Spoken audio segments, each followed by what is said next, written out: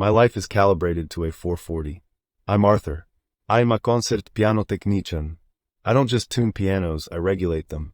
I voice them. I take 1,000 pounds of wood, cast iron, and felt, and I make it sing. My world is acoustic.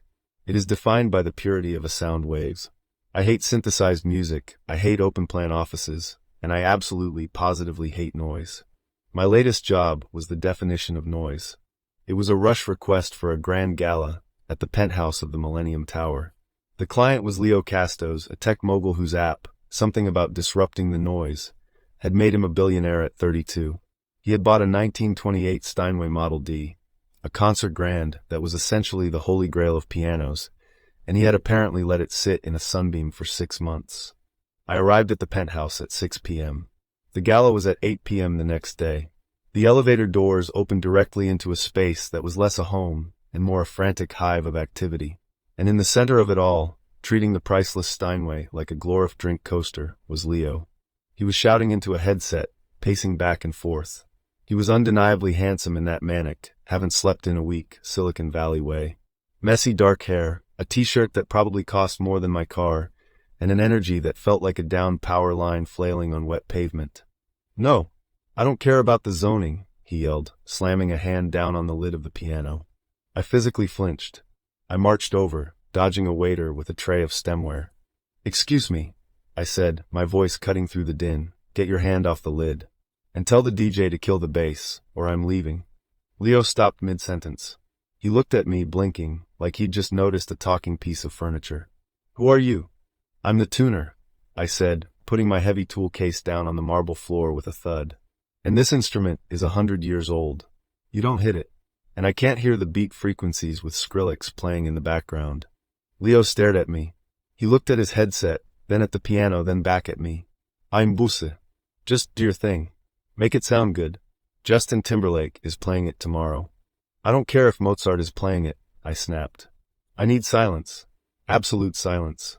Or you're going to have $1 million piano that sounds like a honky-tonk saloon." He looked annoyed. Then he looked at my face. I wasn't backing down. I was the one person in the room not on his payroll, and I didn't care about his app. He sighed a long, ragged exhale. He tapped his headset. "Everyone out. Take 5. Go to the terrace. I need the room clear." "But Leo, the lighting check." An assistant started. "Out," he barked. The room cleared in 10 seconds. The silence that rushed in was heavy, sudden, and ringing. "There," Leo said, leaning back against the wall, crossing his arms. Silence. "You happy?" "Ecstatic," I said dryly. I opened the piano. It was a mess. The humidity control system was dry, the action was sluggish, and it was violently out of tune. It hurt my ears just to pluck a string. "It's neglected," I muttered, pulling out my tuning lever. "It's furniture," Leo said, watching me. "It came with the apartment." I ignored him. I started my work. It's a physical process. I have to set the pin, feeling the torque in the wood, listening for the wah-wah of the interference beats to slow down and stop. It's intimate. It's wrestling with tension. For an hour, Leo just stood there. He didn't leave. He didn't check his phone. He just watched.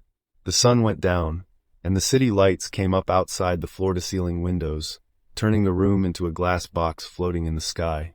"You're really listening to it," he said finally, his voice startlingly loud in the quiet room.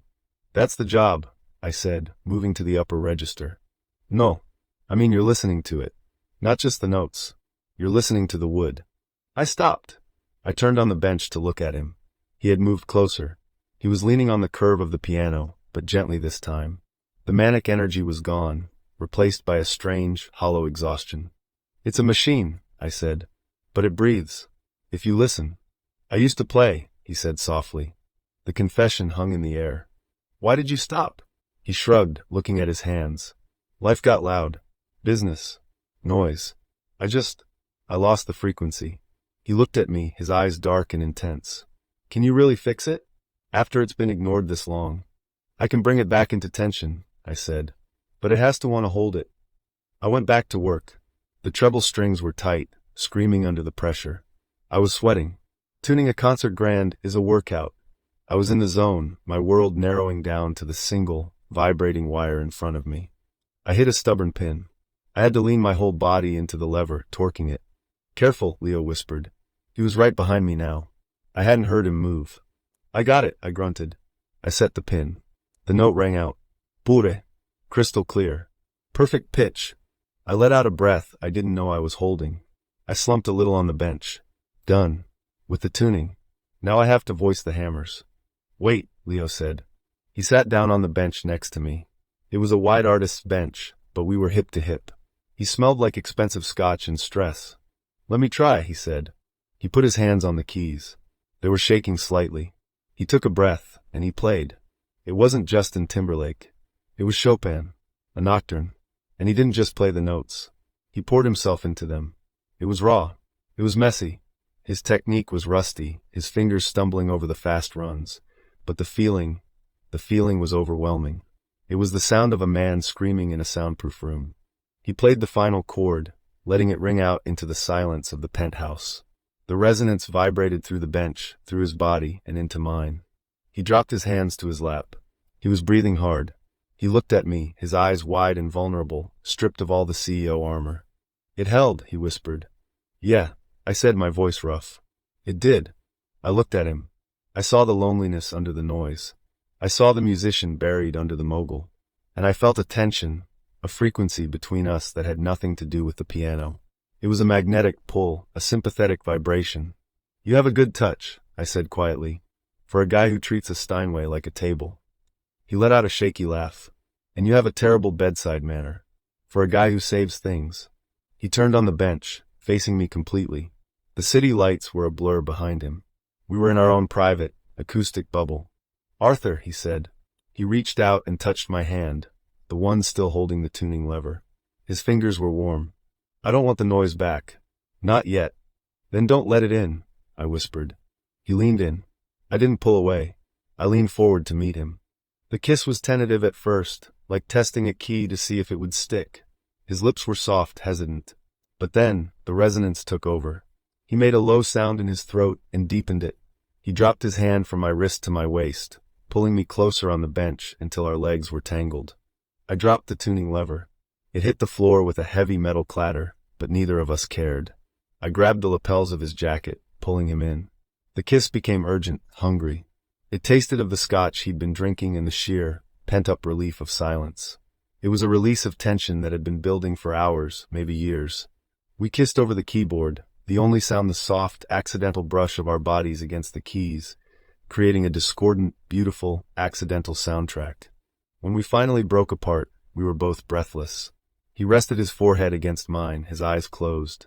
So, he whispered, his voice husky, is it fixed? The piano? I asked, running my thumb over his cheekbone. Yeah, it's perfect.